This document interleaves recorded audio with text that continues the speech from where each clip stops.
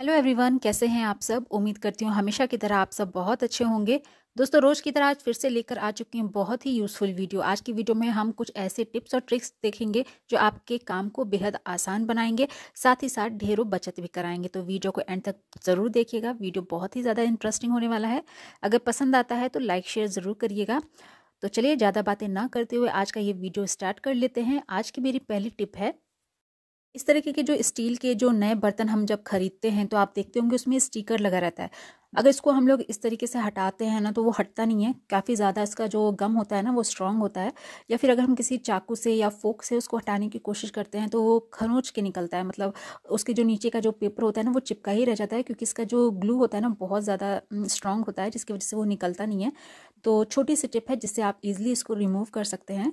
तो यहाँ पर आपको करना है फ्लेम ऑन, और उसके ऊपर जो भी बर्तन है जिसमें स्टिकर आपको रिमूव करना है वो आप रख दीजिए।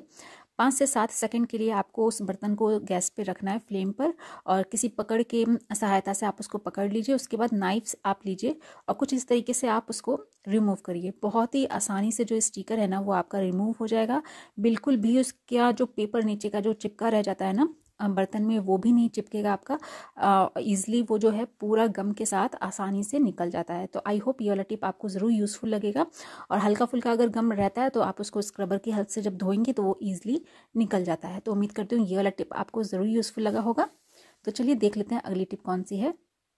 यहाँ पर हमें लेना है एक बाउल, और उसमें आप जो भी यूज़ करते हैं शैम्पू, वो आप शैम्पू यहाँ पर ले लें।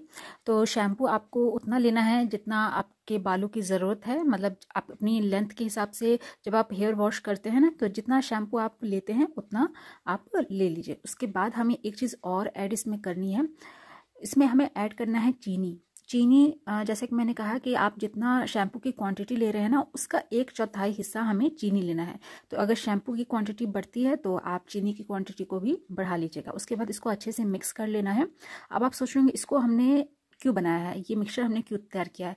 अभी जैसे सर्दियों के मौसम है तो इसमें हमारे बाल बहुत ज़्यादा रफ हो जाते हैं, जिसके लिए हम कंडीशनर का यूज़ करते हैं। कई बार ऐसा होता है कि हमारे पास कंडीशनर नहीं है, तो आप शैम्पू में अगर चीनी मिलाकर उसके बाद अपने हेयर वॉश करिएगा ना तो जो काम कंडीशनर करता है सेम वही वर्क ये चीज़ करेगा, ये सॉल्यूशन करेगा। बहुत ही ज़्यादा जो आपके बाल है ना सिल्की सॉफ्ट और शाइनी बनेंगे।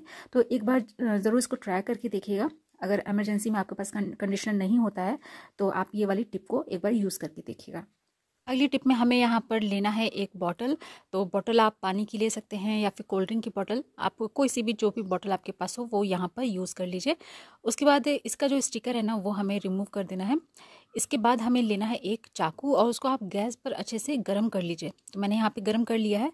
उसके बाद यहाँ पर आप देख सकते हैं बीच में रखते हुए चाकू को हमें तिरछा कट करना है। तो जैसे आप देख रहे हैं स्क्रीन पर अपने, बस इस तरीके से कुछ हमें तिरछा कट करते हुए जाना है और उस साइड में इस तरीके से निकाल लेना है। तो ये हमारा जो बॉटल है ना वो ईजिली कट जाता है। चाकू को गर्म करने से जो ये बॉटल होती है ना ईजिली वो कट जाती है। तो ये जो ऊपर वाला हिस्सा है ना इसका भी हम यूज़ करेंगे, और ये जो नीचे वाला हिस्सा है इसका भी हम यूज़ करने वाले हैं। तो पहले यहाँ पर आपको नीचे वाले का बता देती हूँ। तो ये हमारा एक ऑर्गेनाइज़र बनेगा। तो जिसके लिए हैंग करने के लिए हम यहाँ पर एक होल कर लेते हैं। तो सेम चाकू से हम इस तरीके से गर्म करके उस पर एक होल बना देंगे, जिससे हम इसको कहीं पर भी इजीली हैंग भी कर सकते हैं, या फिर अगर आपको कहीं पर रखना है तो आप उसको रख के भी यूज़ कर सकते हैं। किचन में हमारे पास बहुत सारे ऐसे चम्मच चाकू ये सब सामान होते हैं जो हमें रेगुलर बेसिस पे यूज़ होते हैं। तो इनको हम सामने में रख सकते हैं इस बॉटल का ऑर्गेनाइज़र बनाकर। ज़ीरो कॉस्ट पे ये हमारा ऑर्गेनाइज़र बन के तैयार हो जाता है। या फिर आप चाहे तो इसको अपने बर्तन सिंक के पास रख सकते हैं, हैंग कर सकते हैं एक डोरी लगाकर, और नीचे से बॉटम में होल कर दीजिए। तो जिसमें हम अपने स्क्रबर हो गया, जूने हो गया, वो सब अगर रख देते हैं तो उसका जो भी एक्स्ट्रा पानी होता है ना वो निकल जाता है। तो जो ये नीचे बॉटल वाला साइड होता है उसको हम इस तरीके से यूज़ कर सकते हैं। और ये जो बॉटल का ऊपर वाला जो है ना उसको हम लोग एज ए स्कूप यूज़ कर सकते हैं।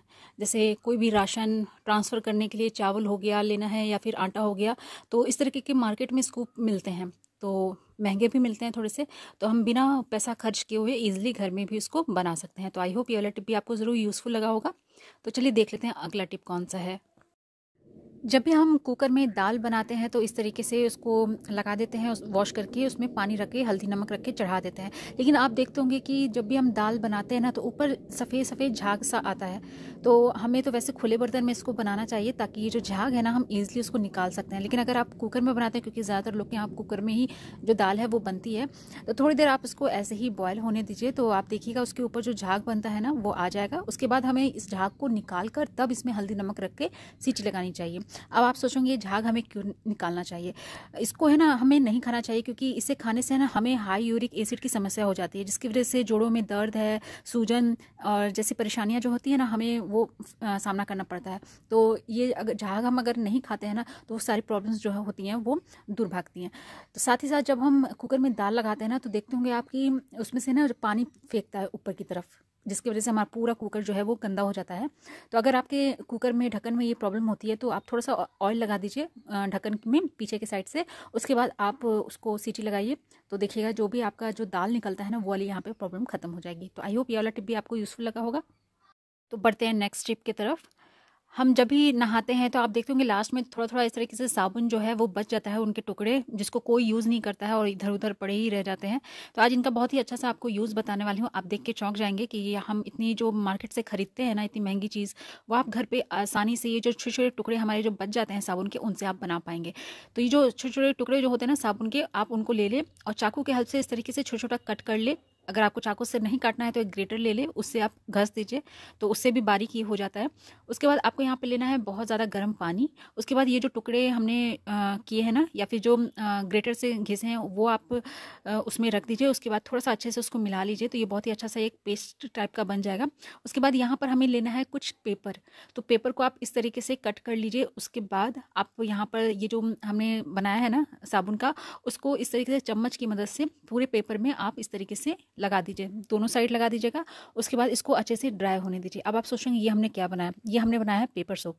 हम पेपर सोप मार्केट से खरीदते हैं, लेकिन इसको हम लोग घर में ही आसानी से एक छोटी सी टिप को यूज़ करके बना सकते हैं। अब ये जो पेपर वाला जो सोप है ना बहुत ही अच्छे से झाग भी बनाता है। इसको हम कहीं पर भी यूज़ कर सकते हैं, कहीं पर अगर ट्रैवल पे जा रहे हैं या फिर बच्चों को हम स्कूल में दे सकते हैं। लंच करने से पहले वो इससे अपने हैंड को वॉश कर सकते हैं और अपना फिर उसके बाद लंच कर सकते हैं। तो ये बहुत ही यूज़फुल एक चीज़ हमारे लिए बन जाती है बेकार पड़े सामान से। तो आई होप ये वाला टिप भी आपको यूज़फुल लगा होगा। एक बार इसको ज़रूर ट्राई करके देखिएगा। तो चलिए बढ़ते हैं अगले टिप की तरफ।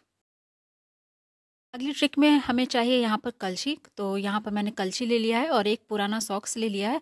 उसको पहले ही मैंने यहाँ पर भिगा लिया है। अगर आप चाहे तो बाद में भी इस पर पानी के कुछ छींटे रख कर भिगा सकते हैं। उसके बाद हमें ऊपर की तरफ लाते हुए यहाँ पे रबर बैंड से इसको अच्छे से टाइट इसको बांध देना है। तो इसके बाद इसको हम लोग कहाँ पर यूज़ करने वाले हैं क्लीनिंग के लिए, आइए देखते हैं। उन जगहों पर हम यूज़ करेंगे इसका जहाँ पर हमारे हाथ नहीं पहुँचते हैं।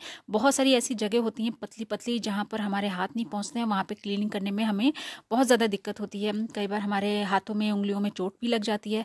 तो जैसे आप देख सकते हैं यहाँ पर हमारा हाथ बिल्कुल भी नहीं जाएगा, वहाँ उन एरियो में भी ये जो हमने टूल बनाया है ना ये क्लीनिंग बहुत अच्छे से करता है। तो ये सारी जो जगह होती है ना जिनको हम अवॉइड करते हैं हाथों से साफ़ करने के लिए, तो ये जो कलछी से जो हम साफ़ करेंगे ना इस तरीके से मोजे लगा के, तो बहुत ही आसानी से ये सारे कॉर्नर्स में कोनों में जाकर ये साफ़ करता है। तो आप देख सकते हैं कितनी सारी जो है ये गंदगी इसमें निकली है। तो आई होप ये वाला टिप भी आपको यूज़फुल लगा होगा। तो दोस्तों यहीं पर अपने आज के वीडियो का एंड करती हूँ। उम्मीद करती हूँ आज के सारे टिप्स और ट्रिक्स आपको ज़रूर पसंद आया होंगे। वीडियो अच्छा लगा है तो वीडियो को एक लाइक करिएगा, ज़्यादा से ज़्यादा शेयर कर दीजिएगा अपने फैमिली और फ्रेंड्स में, ताकि वो भी इन सारे ट्रिक्स को यूज़ कर पाए। कल फिर मिलती हूँ एक नए वीडियो के साथ, कुछ नए टिप्स और ट्रिक के साथ। तब तक के लिए अपना ख्याल रखें। Good bye.